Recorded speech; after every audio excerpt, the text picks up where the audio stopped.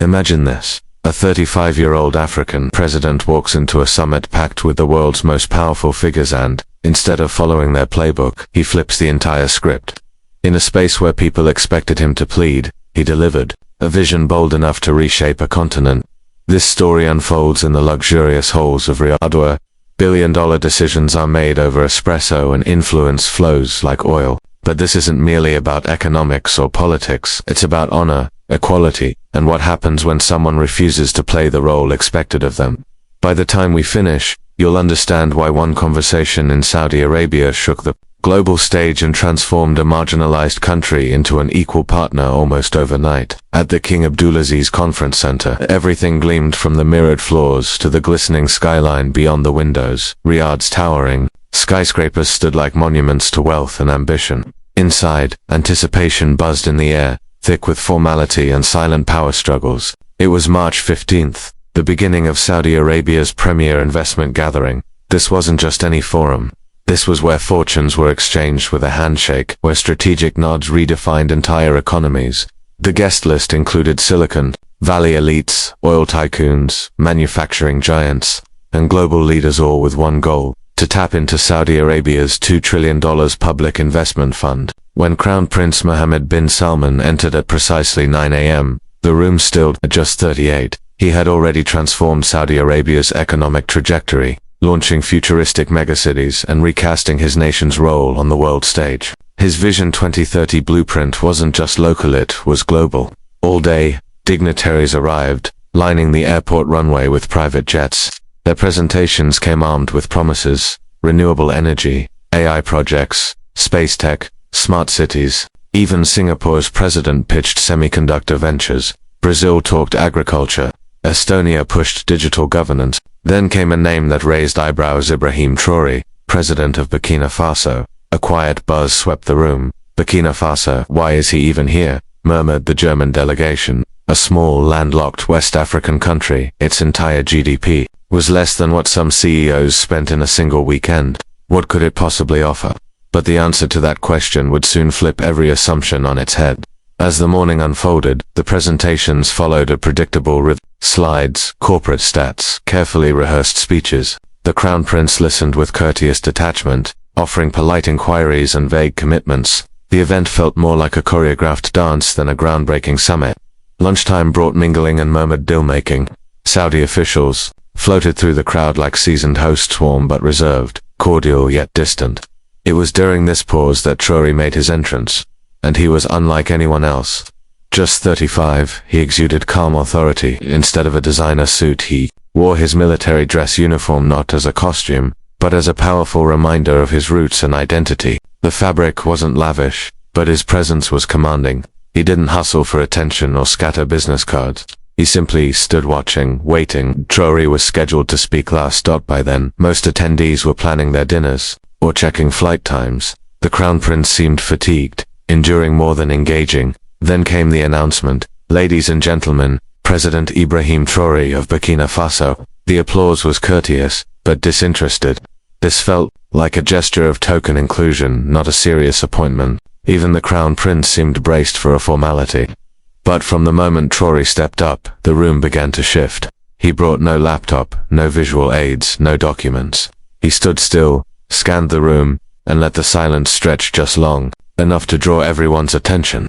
Then, with clear and steady voice, he began: Your Royal Highness, distinguished guests, I want to ask you a question. When you close your eyes and imagine the future, what do you see? The room stirred. This wasn't the typical opener. No gratitude, no pleasantries, no GDP stats. Do you see taller towers, smarter tech, faster systems? He asked. Or, do you see people standing taller, dreaming bigger, living with purpose? Prince Mohammed's expression changed ever so slightly. This wasn't business as usual. Traoré stepped closer. I've listened for hours, brilliant minds discussing profits, margins, returns, all valid. But I've barely heard mention of the resource that creates all others' human potential. He paused. Your Highness, Saudi Arabia has invested. Smartless Silicon Valley, Europe, Asia, but when was the last time you invested in raw ambition? Eyes widened. Murmurs exchanged. This was turning from pitch to provocation. I come from a place many of you have never heard of. Burkina Faso, we have no oil, no diamonds, no coastline. But we have something rare, people who don't know what's impossible. Then, he pulled a photo from his jacket, a weathered snapshot. This is Musa, 10 years old. His village Gango had never seen electricity. Just 3 months ago we installed our first solar panel. Not with handouts, with savings we earned through reform. The hall was silent. When the light turned on in Musa's home, he didn't celebrate. He didn't cheer.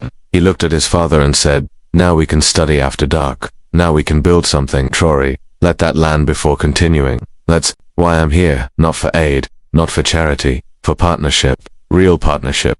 He turned to face the Crown Prince directly. "Your Highness, you've spoken of reducing dependence on oil.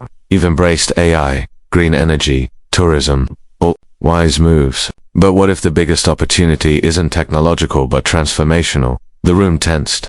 This was uncharted territory. No African president had spoken to the Saudi monarchy like this before. Africa doesn't want pity. We want partnership. We are 54 nations, over 1 billion strong, most under 25, the youngest, most driven population on Earth, and we're still writing our story. Then, for the first time, he used a tablet projecting a map across the stage. "This," he declared, "is the Trans-Sahel Infrastructure Corridor. Roads, rails, power, internet spanning 8,000 kilometers across 12 countries. Designed by Africans, costing $800 million less than one Saudi resort. But it will change everything." The room came alive. Notes were taken, eyes locked in. "This corridor," he added, "can link your ports with our farms, your tech with our energy, your vision with our youth." He explained the economic benefits: 400% trade growth, shared industries, mutual wealth. Then, he closed the tablet. "But I didn't come here to ask for investment," he said, walking closer. "I came to offer you something greater, legacy." He spoke with conviction. "You can be remembered not as the kingdom that grew rich from oil, but as the one that helped others grow rich from their own resources." He ended with an invitation, not a plea. "Join us not as benefactors, as equals, as builders of bridges between Africa's future and Saudi ambition." A hush fell over the room. This was either genius or suicide. Crown Prince Mohammed bin Salman sat still, unreadable. Then, slowly, he stood. He said, "In 5 years, I've heard thousands of pitches. Most ask what Saudi Arabia can provide. You're the first to focus on what we can become." He addressed the entire room. "This is what the next century of global growth must look like. Not charity, but partnership. Not hierarchy, but mutual respect."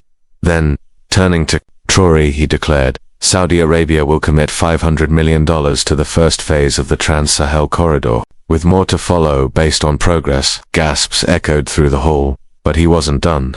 "We will also launch a permanent African partnership office in Riyadh, and I invite you, President Traoré, to lead its advisory board." Honor was staggering, and Traoré, with a quiet nod, accepted. "This isn't about funding," the Crown Prince added. "It's about reshaping how the global South works together." Back home in Burkina Faso, the response was overwhelming. For the first time, the world saw them not as aid recipients but as architects of their future. Still, Traoré didn't linger in celebration. "A handshake means nothing," he told reporters, "unless we deliver." And deliver they did. A joint coordination office opened in Ouagadougou. Saudi engineers arrived. Projects began. But most importantly, it wasn't just money, it was knowledge, expertise, and shared growth. African engineers led the builds. Local workers were prioritized. Regional economies flourished. No longer was development a gift from above, it was a collaboration. This new model, South-South cooperation, was catching on. Brazil began talks with Nigeria. India expanded into East Africa. Mexico partnered with North Africa. A global movement was beginning. 1 year later, ground broke on the first section of the corridor. The ceremony was modest: local leaders, engineers, laborers, not dignitaries, not pageantry. And Traoré's message was clear. "Today, we build more than a road. We build a new way of working together, based on dignity, not dependency." The results were real: jobs, schools, internet access, rising trade. But the real impact: a shift in mindset. Young Africans saw a new reality, that leadership and partnership weren't just dreams, they were possible, real now. And in Gango, little Musa still studies under the same light, but now, he dreams not just of building something but of leading it.